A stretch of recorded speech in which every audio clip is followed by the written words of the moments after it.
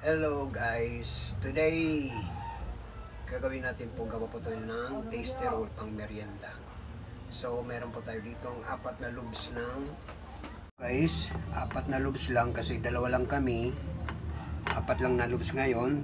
Gamitan natin ng rolling pin, pero okay lang guys kung wala kayong rolling pin, kahit hindi naman kailangan ito trip ko lang. Na tayo ngayon, so ang ingredients mo natin ay breadcrumbs, egg, tapos cheese at saka hotdog. Okay, babalot na tayo guys. Tapos yung cheese. Ayan guys, tapos okay na. Kahit anong ilagay nyo guys dito sa loob, okay lang yun. Bahala kayo, nasa inyo po yun. Lagyan nyo ng ham. Ayan po guys.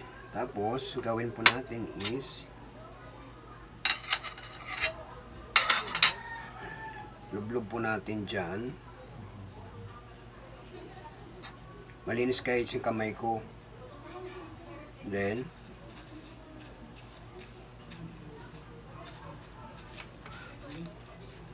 ilang minutes na. May merinda na kayo guys. Kayang-kaya yan. Affordable yan para sa mga anak nyo. Busog ka na guys. O siya, pero dapat low lang yung apoy natin para hindi masunog.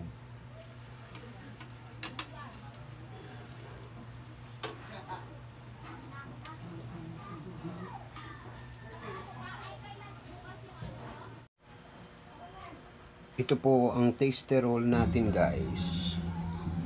Look at that cheese.